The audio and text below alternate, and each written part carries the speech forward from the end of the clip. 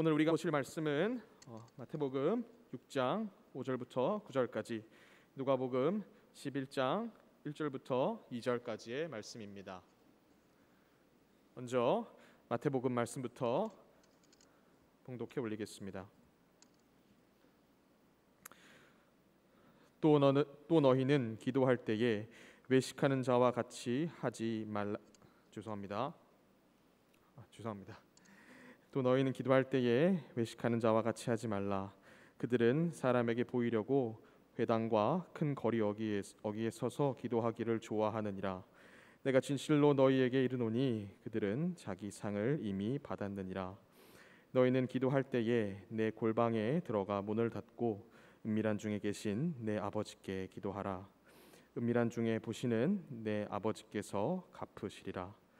또 기도할 때에 이방인과 같이 중언부언하지 말라. 그들은 말을 많이 하여야 들으실 줄 생각하느니라. 그러므로 그들을 본받지 말라. 구하기 전에 너희에게 있어야 할 것을 하나님 너희 아버지께서 아시느니라. 그러므로 너희는 이렇게 기도하라.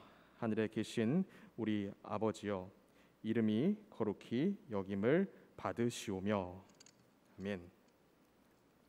누가복음 말씀 봉독해 올리겠습니다.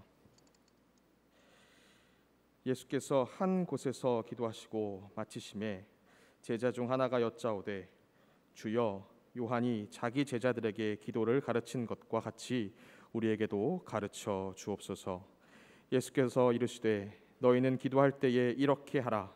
아버지여, 이름이 거룩히 여김을 받으시오며 나라가 임하시오며. 이는 살아계신 하나님의 말씀입니다. 이 시간 담임 목사님께서 이렇게 기도하라라는 주제로 말씀 증거해 주시겠습니다. 많은 은혜 받으시기 바랍니다. 우리 옆에 분들과 한번 인사하며 나가도록 하겠습니다. 우리 진실된 기도를 합시다. 사층은 안 하시는 것 같아요. 4층도 할까요? 진실된 기도를 합시다. 네. 그래요. 제가요 처음에 미국에서 이제 들어와서 우리 교회에서 예배를 드리는데 적잖이 충격을 받은 게 있습니다. 이게 뭐냐면 주기도문하고 사도신경 하는 겁니다. 주기도문하고 사도신경을 하는데 얼마나 빨리 외우시는지 그냥 제가 따라가기도 버거울 정도로 빨리 외우시는 거예요. 그래서 제 마음에 무슨 생각이 들었냐면, 야, 한국 사람들은, 저도 한국 사람이지만 한국 사람들은 모든 게 빨리빨리니까 주기도문, 사도신경도 그냥 빨리빨리구나, 막 그런 생각이 들더라고요. 그래서 제 마음속으로는, 야, 이렇게 빨리 외우시는데 이 주기도문하고 사도신경이 무슨 말인지는 알고 암송하실까? 무슨 뜻인지 알고 무슨 의미인지 생각하시면서 암송하실까? 그런 생각이 들었었습니다. 그래서 우리가 거의 모든 예배 때마다 이 사도신경과 주기도문을 하잖아요. 둘 중에 하나는 무조건 예배 때 암송을 합니다. 그런데 이 모든 예배 때마다 이 숨도 쉬지 않고 단숨에 외워버리는 것을 보면서, 야, 참 대단하다라는 생각이 들었는데, 제가 그 모습을 보면서 제가 결심한 게 있습니다. 내가 예배 사회를 하면, 예배 인도를 하면 주기도문하고 사도신경은 천천히 해야지, 이 속도를 좀 늦춰야지 라는 결심을 했어요. 그래서 제가 사회를 하고 이 사도신경하고 주기도문을 좀 천천히 했더니, 이게 어떤 분들은 좀 충격을 받으신 것 같아요. 천천히 하니까 어떻게 해야 될지 모르시는 분도 계시고, 어떤 분들은 그냥 너는 네 마음대로 가라, 나는 내가 갈 길 가겠다, 그래서 막 빨리 가시는 분도 있고, 뭐 하여튼 그런 분들이 계셨어요. 그래서 제가 천천히 하니까 아마 속으로 그런 생각을 하셨던 것 같아요. 아니, 신 목사님이 왜 이렇게 천천히 하지, 당황해 하신 분도 적잖이 계셨을 거라 생각이 듭니다. 근데요, 재미있는 것은 제가 그렇게 천천히 암송을 하니까, 이게요, 천천히 암송을 하면 어떻게 돼요? 그냥 막 빨리 가면 생각을 안 하잖아요. 내가 생각하지 않아도 입이 자동적으로 움직여요. 익숙하니까. 근데 생각을 하면 그 다음부터 내가 그 다음에 무슨 문장이 나와야 되는지 떠올리잖아요. 근데 생각을 안 하면 자동적으로 나오던 그 기도가 생각을 하니까 그 다음에 뭐가 나와야 되는지 모르는 거예요. 그래서 멈칫멈칫하기도 하고 또 헷갈리기도 하고 막 그런 것들을 보게 되어집니다. 그런데 저는 그게 더 좋은 거라 생각을 합니다. 생각하지 않고 암송하는 것보다 생각을 하면서 틀린다라는 건 내가 생각한다라는 이야기거든요. 그러니까 생각하면서 말씀을 암송하는 것이 틀리더라도 훨씬 더 좋은 것이죠. 처음에 교회에 나오면 가장 먼저 하는 것이 주기도문하고 사도신경을 암송하는 겁니다. 여러분도 경험 있으실 거예요. 처음에 교회 오면 나 말고 다른 사람들이 다 주기도문하고 사도신경을 외우니까 내 마음속에 무슨 마음이 생겨요? 내가 이것만큼은 꼭 외워야 되겠구나 라는 생각이 들지요. 그래서 열심히 주기도문과 사도신경을 암송합니다. 내가 몰라서 앞에 것을 따라 읽더라도요 1년을 하면 다 이제 외우게 되죠. 1년이 지나면 거의 처음 교회 오신 분이랄지라도 1년이 지나면 다 암송을 하시더라고요. 네, 그렇게 1년이 지나서 내 입에서 술술 주기도문, 사도신경이 나오는 것을 보면서 이제 내가 어느 정도 신앙생활에 익숙해졌구나 라는 그런 생각이 듭니다. 근데 이렇게 외우는 것, 내가 신앙생활에 익숙해졌다라는 것, 여러분 그게 중요한 걸까요? 사도신경을 하고 또 주기도문을 외우는데 이걸 왜 외워야 되는지, 이게 무슨 의미가 있는지 알고 외워야지 그냥 외우는 게 무슨 의미가 있겠어요? 여러분 그냥 그렇게 외우는 게 우리에게 무슨 변화를 가져다 줄까요? 아마 수천 번, 수만 번 외워봐야 그 의미도 모른 채 아무런 생각 없이 외우는 게 우리에게는 아무런 의미가 없는 것이죠. 종교개혁가 마틴 루터가요 The Simple Way to Pray라는 책, 우리말로 바꾸면 쉽게 기도하는 법이라는 책에 이런 말을 적었습니다.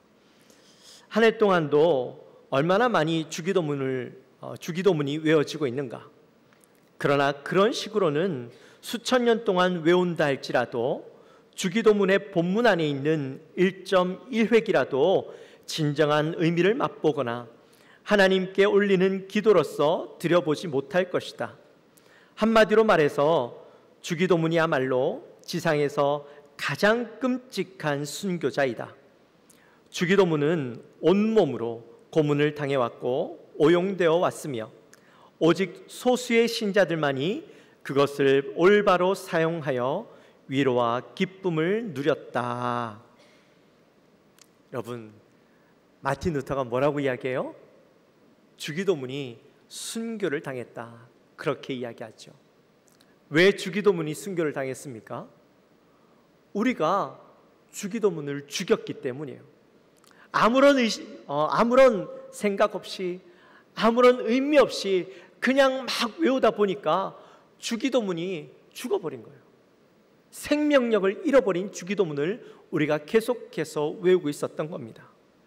분명히 주님께서 우리에게 이 주기도문을 주실 때는 아무런 생각 없이 그저 반복해서 암송하기 위해서 우리에게 주신 것이 아니겠죠.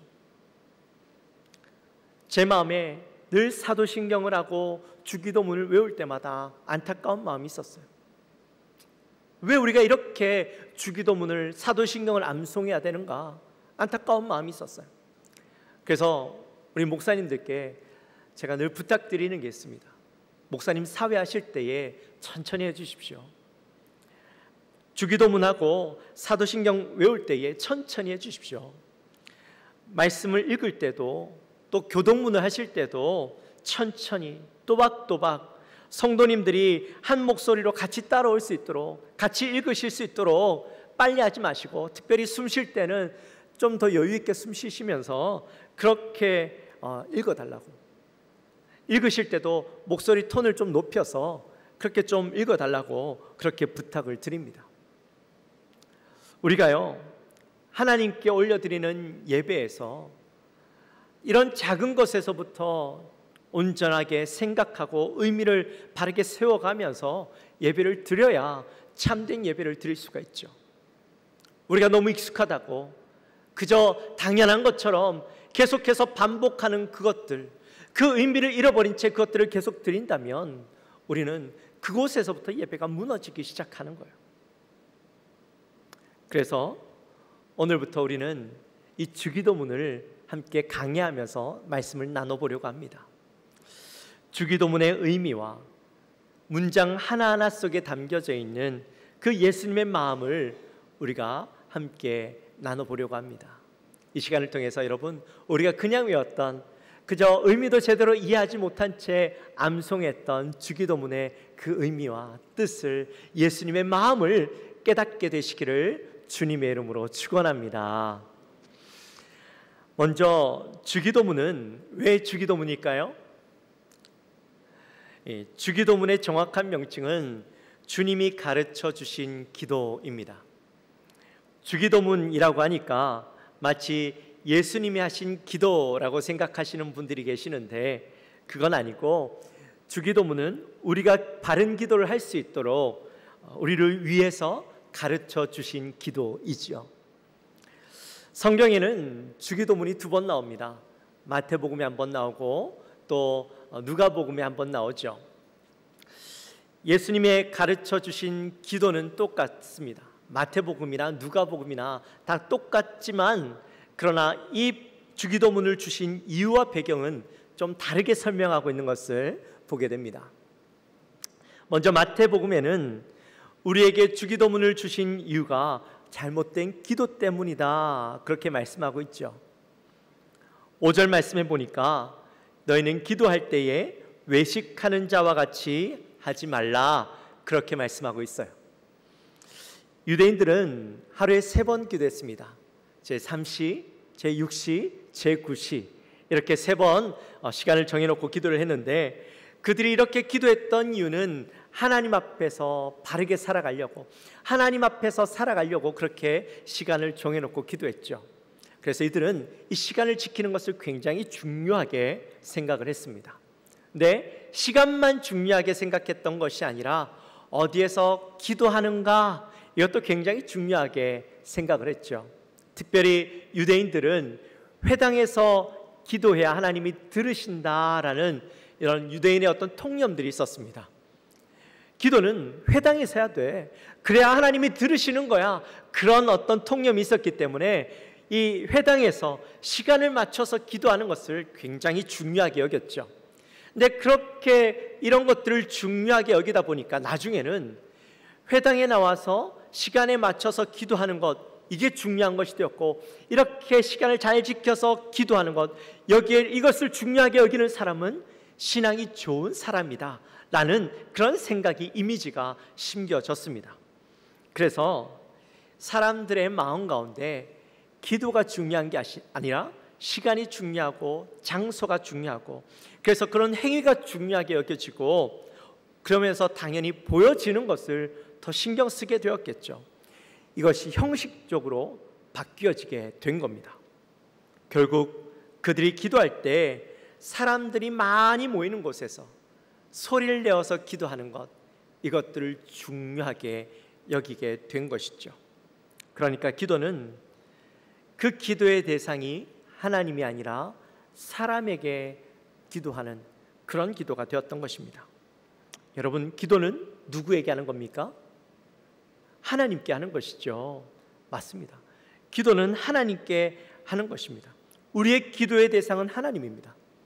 그런데 그 기도의 대상이 하나님이라고 이야기는 하지만 정작 그 모든 사람들의 관심과 또 의식하는 것은 사람에게 가 있는 거예요. 우리 기도할 때 그런 경우 없습니까? 하나님 앞에 기도하는데 사람들을 의식하고 기도해요. 내가 소리내어서 기도하는데 이 기도를 다른 사람들이 듣고 어떻게 생각할까? 뭐라고 할까? 그렇게 의식하며 기도하진 않으십니까? 여러분, 그렇다면 그 기도는 이미 잘못된 기도입니다. 하나님을 의식하지 않고 기도하면 당연히 사람을 의식하게 되어지죠. 하나님만 의식하고 기도하면 다른 사람들을 의식하지 않습니다. 근데 하나님을 의식하지 않으면 사람을 의식하게 되어집니다. 그래서 우리의 기도가 하나님을 잃어버리면 사람에게 하는 기도, 내 기도가 사람에게 말하는 건 아니지만 사람을 의식하면서 하나님이 받지 않는 기도를 하게 되는 것이죠. 우리 장로님들 또 안수 집사님들이 매 예배 때마다 2부 3부 예배 때마다 기도하시죠. 저는 우리 장로님들 안수 집사님들이 하는 기도에 참 많이 은혜를 받습니다. 우리 장로님들 안수 집사님들 기도를 참 잘하셔요. 너무 감사한 일이죠. 근데 제가 예전에 섬겼던 교회에서는요, 뭐 대부분들이 다 기도 잘하시지만 간혹 어떤 분들이 기도하시면 마음이 참 어려울 때가 있습니다. 왜냐하면 그분들이 기도하실 땐 너무 잘하려고 하다 보니까 미사일구가 너무 많이 붙는 거예요. 너무 잘하려고 하다 보니까 이 기도가요, 너무 과장되고 어려운 기도가 되어진 거예요. 사실 기도는 그렇게 하지 않아도 되는데 이 사람을 의식하니까 그런 기도가 나오는 것이죠. 기도는 굳이 어렵게 하지 않아도 됩니다. 너무 잘하려고 노력하지 않아도 됩니다. 너무 잘하려고 하면 기도는요, 힘들어지죠. 힘이 잔뜩 들어간 기도는요, 듣는 사람도 힘이 들어가요. 저는 되도록이면 기도 쉽게 하려고 합니다. 하나님 앞에 대화하듯이 기도하려고 노력합니다. 사람들을 의식하지 않는 기도를 하려고 노력합니다. 그래서 때로는 기도가 너무 어린아이 같은 기도가 나올 때도 있고, 또 마치 풀어서 얘기하듯이 기도하니까 왜 이렇게 기도하나라는 생각이 들 때도 있을 것 같아요. 하지만 중요한 건 내가 하나님 앞에 인격적인 기도를 드리는 게 더 중요하니까 내가 어떻게 기도하는 그 모양이 중요한 게 아니죠. 어려운 말을, 멋있는 말을 쓰는 게 우리에게 아무런 의미가 없는 겁니다. 여러분, 대화할 때도요, 쉽게 편안하게 이야기하는 사람의 이야기를 듣고 있을 때 편안하지, 뭔가 자꾸 과장해서 이야기를 뺑뺑 돌려가면서 이야기하면 듣고 있어도 힘들어요. 마음이 불편해요. 1시간을 들어도 2시간을 들어도 도대체 무슨 이야기를 나눴는지 모를 때가 있어요. 기도도 마찬가지죠. 기도도요, 하나님 앞에 정확하게 내가 전하고자 하는 기도를 잘 전하면 되는 거예요. 물론 여러분들의 고충은 잘 압니다. 이 대표 기도를 할 때는 그냥 내가 혼자 기도하는 건 하겠는데 앞에 나와서 기도할 때는 너무 부담스럽고 도대체 어떻게 해야 될까, 이 고민들이 있으시죠. 제가 기회가 되면 이 대표 기도하는 법에 대해서도 한번 설교를 하거나 강의를 하면 좋을 것 같은데 근데 그런 강의를 하지 않고도, 설교를 하지 않고도 오늘 여러분들에게 소개할 수 있는 가장 완벽한 기도가 있어요. 그게 바로 이 주기도문이에요. 여러분, 기도할 때 어떻게 해야 될까 고민되시죠? 그러면 오늘 주기도문에 나오는 이 순서대로 기도하시면 됩니다. 주기도문이 가장 완벽한 기도고 기도의 표본이 되어지는 기도가 바로 이 주기도문입니다. 앞으로 우리가 계속해서 나누게 되겠지만 예수님이 가르쳐 주신 그 기도의 의미, 예수님께서 왜 이렇게 기도하셨는가 하나하나 살펴보면서 나의 기도도 이렇게 바꿔 나가면 되겠다, 그렇게 바라보시면서 이 말씀을 함께 나누면 좋을 것 같습니다. 또 7절에 보면 이렇게 말씀하시죠. 너희는 기도할 때에 이방인과 같이 중언부언하지 말라. 5절 말씀은 유대인들의 잘못된 기도에 대해서 이야기했다면 7절 말씀은 이방인들의 잘못된 기도에 대해서 이야기하고 있죠. 중언부언이라는 말 많이 들어보셨을 겁니다. 중언부언이 무슨 말입니까? 중언부언, 이거는 말을 많이 하는 것, 또 생각 없이 말하는 것, 쓸데없이 말하는 것, 이런 의미가 있죠. 여러분, 이방인들이 기도할 때 얼마나 열정적으로 기도하는지 모릅니다. 온 힘을 다해서 기도하는 것을 보게 됩니다. 그들은 그들의 신을 감동시켜야 하기 때문에 그들은요, 열정을 다해서 기도하는 것이죠. 그런데 그들의 신이 누구예요? 돌로 만든, 또 나무를 깎아서 만든 신들이죠. 여러분, 돌과 나무를 감동시키려면 얼마나 열심히 기도해야 되겠습니까? 구약에 보면 엘리야와 또 바알 선지자들이 대결을 하죠. 그들이 대결을 하는데 바알 선지자들이 먼저 나와서 기도합니다. 그들이 세워놓은 제단에 이 바알 신이 감동하여서 그들의 제단에 불이 내려질 수 있도록 간절히 기도하죠. 몇 시간 동안 기도합니다. 기도해도 안 되니까 소리를 지르고 외치면서 기도합니다. 춤을 추면서 기도합니다. 그 신을 감동시키기 위해서. 그래도 안 되니까 그 다음 어떻게 해요? 자기의 몸을 긋죠. 자기의 몸을 상하게 해서라도 이 바알 신을 감동시키고 깨워서 이곳에 제단에 불이 임할 수 있도록 그렇게 기도합니다.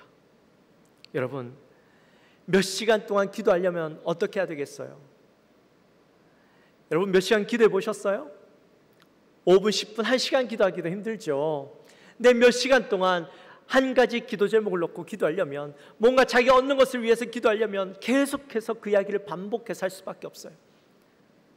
근데 그렇게 반복하다 보면, 몇 시간을 그렇게 반복하다 보면 그 다음부터는 내가 무슨 말을 하고 있나 잘 모를 때가 있어요. 그냥 아무런 의미 없이 그냥 반복하고 있는 것이죠.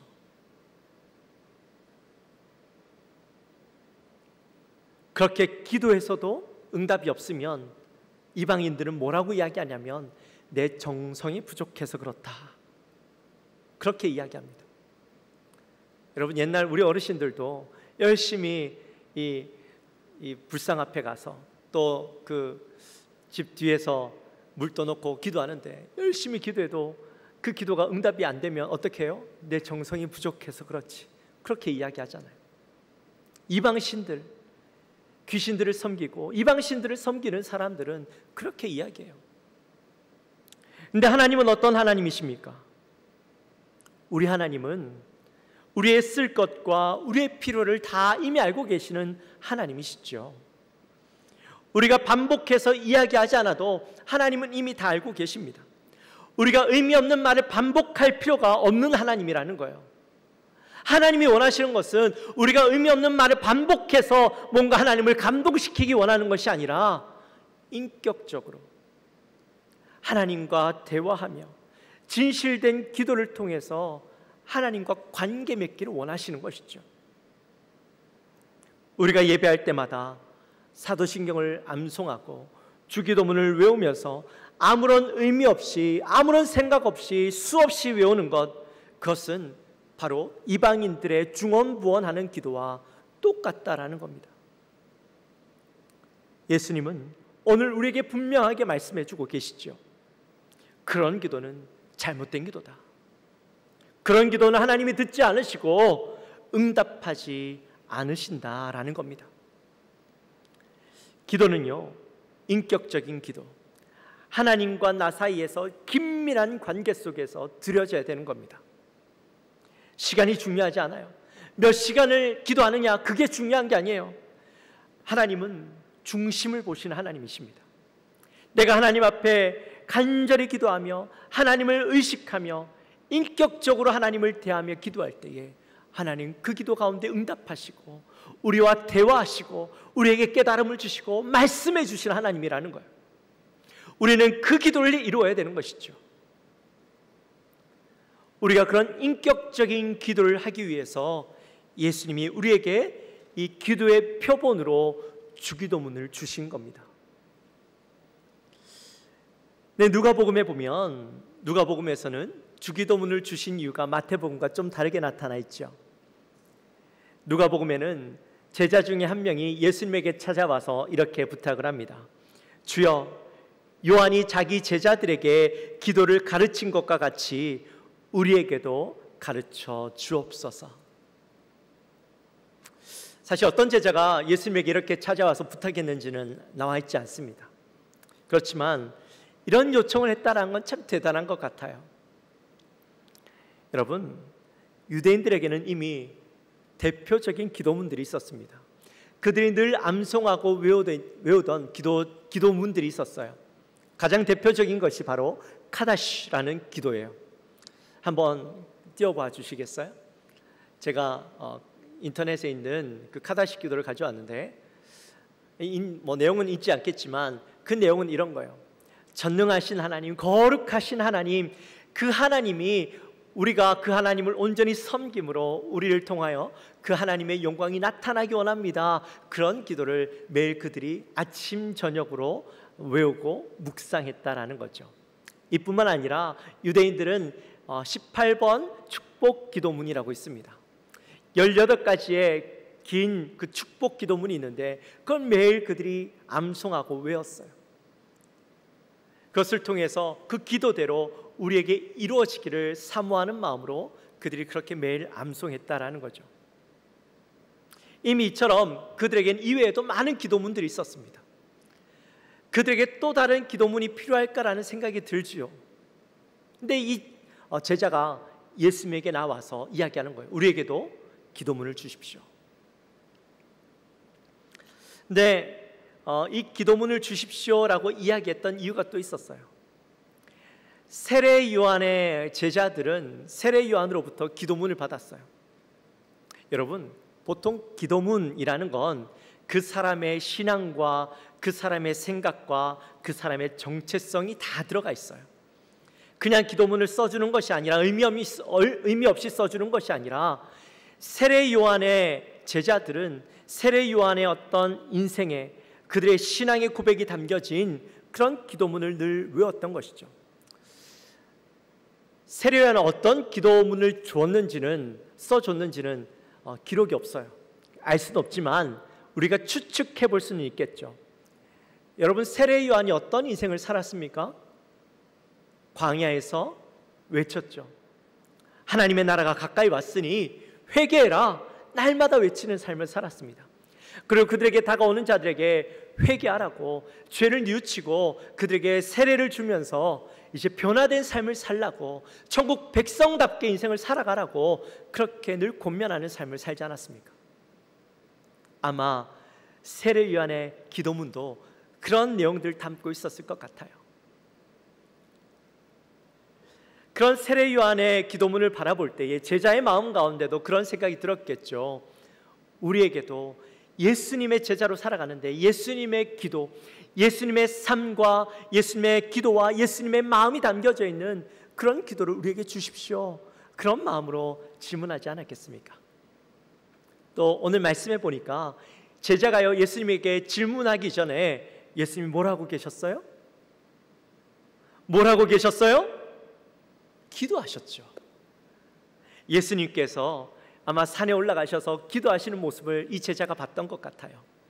가까이에서 봤는지 멀리에서 봤는지는 알 수 없지만 그러나 이 제자가 예수님이 기도하시는 모습을 바라보면서 그의 마음 가운데 이런 마음이 든 거죠. 나도 예수님처럼 기도하고 싶다. 나도 예수님처럼 기도했으면 좋겠다. 그런 마음이 들었던 것 같아요. 여러분, 예수님이 얼마나 열심히 기도하셨습니까? 생명 걸고 기도하시는 예수님이 아니셨습니까? 그 모습을 바라볼 때에 제자의 마음 가운데도 나도 저렇게 기도했으면 좋겠다라는 마음이 왜 들지 않았겠어요? 제가 우리 교회에 와서 한 이야기를 들었어요. 옛날 이야기죠. 한 학생이 지금 올로 목사님이 이 기도하시는 것을 들었대요. 올로 목사님이 기도하시는데 그때 방언으로 기도하셨답니다. 근데 방언으로 기도하시는 그 목소리와 또 그 방언이 너무 멋있더라는 거죠. 그래서 이 청년이, 이 학생이 나도 저렇게 기도했으면 좋겠다라는 마음을 먹었다라는 거예요. 그래서 열심히 기도했대요. 그렇게 기도하게 되었는지는 모르지만, 그런 방언을 할 수 있게 되었는지는 모르겠지만, 중요한 건 목사님이 기도하시는 그 모습을 보고도 나도 저렇게 기도했으면 좋겠다라는 마음을 먹었는데, 하물며 예수님이 기도하시는 모습을 보면서도 그 마음이 들지 않겠어요? 나도 예수님처럼 기도했으면 좋겠다라는 마음을 먹지 않았겠어요? 아마 나라도 그 마음이 들었을 것 같아요. 어쩌면 그 모습이 당연한 거겠죠. 그래서 예수님에게 다가가서 예수님, 우리에게도 당신의 기도를 가르쳐 주십시오. 우리가 어떻게 기도하면 좋을지 알려주십시오. 그렇게 요청을 했던 것이죠. 사실 똑같은 주기도문을 소개하면서 이렇게 다른 동기가 나타나는 건 사실 전혀 다른 사건을 이야기하고 있는 것이 아니라 똑같은 사건이지만 마태복음이 이야기하고 있는 주제와 누가복음이 이야기하고 있는 그 주제가 다르기 때문입니다. 다른 주제로 이야기하고 있으니 이것 봐, 성경은 가짜야, 그렇게 생각하시는 분이 계실지도 모르겠어요. 아니에요. 여러분, 우리가 이 다른 사건을 바라볼 때에 같은 사건이지만 다르게 이야기하고 있는 것은 그들이 주려고 하는 주제가 달랐던 것이고 이야기하고 싶은 것이 달랐지만, 우리가 이 말씀을 통해 깨달을 수 있는 것은 마태복음 속에 나타나 있는 이 주기도문을 주신 이유, 예수님의 마음, 우리가 바른 기도, 잘못된 기도가 아니라 바른 기도를 하기 원하시는 그 예수님의 마음, 또 이 주기도문을 주시면서 예수님의 정체성, 예수님의 삶, 이것이 바로 주기도문 속에 담겨져 있다라는 그 사실을 누가가 이야기하고 싶었다라는 것을 우리가 깨달으면서 이 두 가지 사건을 통해, 우리가 주기도문을 그냥 해서 되는 건 아니구나, 우리가 주기도문을 늘 암송하지만 이것이 그냥 쉽게 외워서 되는 것이 아니구나, 예수님께서 우리에게 이런 귀한 뜻을 담아서 주신 것이구나라는 것을 깨닫고 암송해야 된다라는 것이죠.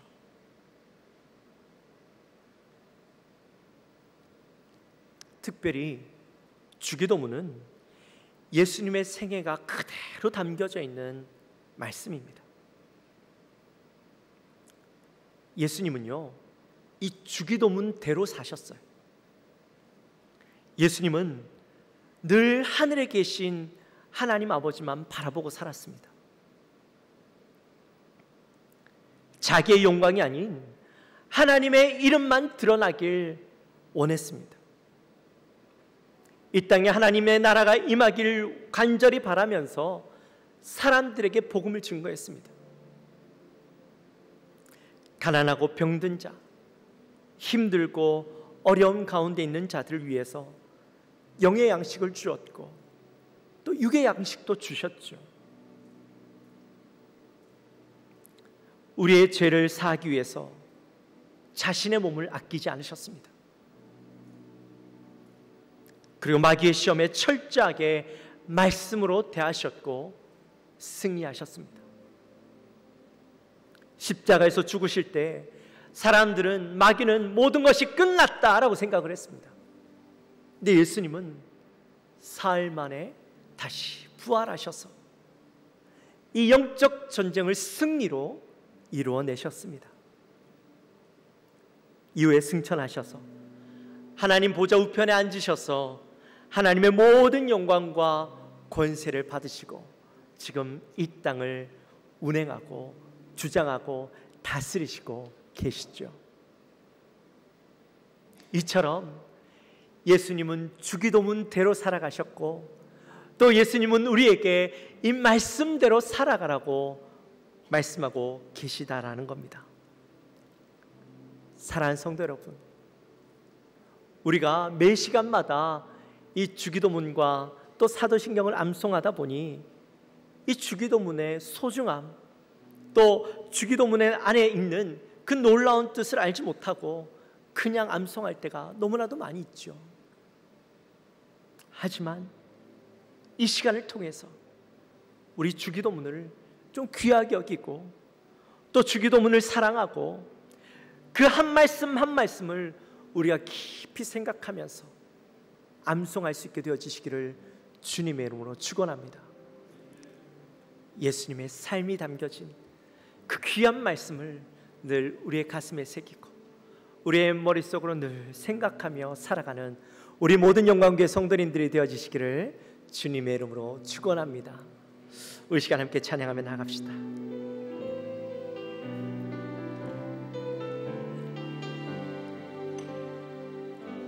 보소서 주님, 나의 마음을 선한 것 하나 없습니다. 그러나 내 모든 것 주께 드립니다. 사랑으로 안으시고 날 새롭게 하소서. 보소서 주님, 나의 마음을 선한 것 하나 없습니다. 그러나 내 모든 것 주께 드립니다. 사랑으로 안으시고 날 새롭게 하소서. 주님 마음 내게 주소서. 내 아버지 주님 마음 내게 주소서. 나를 향하신 주님의 뜻이 이루어지도록 주님 마음 내게 주소서. 주님 마음 내게 주소서. 내 아버지 주님 마음 내게 주소서. 나를 향하신 주님의 뜻이 이루어지도록 주님 마음 내게 주소서. 우리 시간 기도하며 나갔으면 좋겠습니다. 우리 기도할 때요, 하나님, 내가 그동안 주기도문 기도하고 내가 사도신경을 암송할 때에 그저 아무런 의미 없이 마치 이방 사람들이 중언부언하는 것처럼 기도하고 살았습니다. 내가 사람들을 의식하며 살았습니다. 이제는 하나님 앞에 바른 기도하게 하여 주옵소서. 우리가 주기도문 그 뜻을 우리가 온전히 깨닫고 하나님 앞에 이 주기도문을 온전히 기도하고 하나님 앞에 고백하고 그 의미를 깊이 새기며 살아가는 인생 되게 해주십시오. 우리 마음을 가지고 간절히 기도하며 나갑니다. 하나님 아버지 감사합니다. 저희들을 사랑하여 주시고 오늘 귀한 말씀을 통하여 우리가 깨닫게 하시니 감사합니다. 우리가 주기도문 너무나도 의미 없이 그 소중함을 깨닫지 못한 채 그렇게 기도했던 것을 고백합니다. 하나님, 우리를 용서하여 주옵소서. 너무나도 익숙했고 너무나도 당연한 것들이었지만 그 소중함을 깨닫지 못했던 우리의 삶 가운데 하나님, 이제는 정말 주님 그 의미를 깨닫고 하나님 앞에 참된 기도를 할 수 있는 우리가 되게 하여 주시옵소서. 하나님, 우리가 중언부언 기도하지 않게 도와주옵소서. 아무런 의미 없이 사람을 의식하며 나갔던 기도가 이제는 온전히 하나님만 의식하고 하나님 앞에 진실된 기도를 하며 나가는 우리가 될 수 있도록 주여 도와주시옵소서. 하나님 감사합니다. 오늘 우리에게 귀한 말씀을 주시니 감사합니다. 하나님, 이 말씀의 의미를 깨닫게 하여 주옵소서. 주기도문을 주신 그 하나님의 마음, 예수님의 마음을 깨닫고 기도하게 하시고 중언부언 기도하고 사람들을 의식하는 기도에서 벗어나서 하나님 앞에 진실된 기도, 참된 기도, 하나님만 바라보는 인격적인 기도를 하는 우리 모두가 될 수 있도록 주여 도와주시옵소서. 감사합니다. 예수님의 이름으로 기도하옵나이다. 아멘.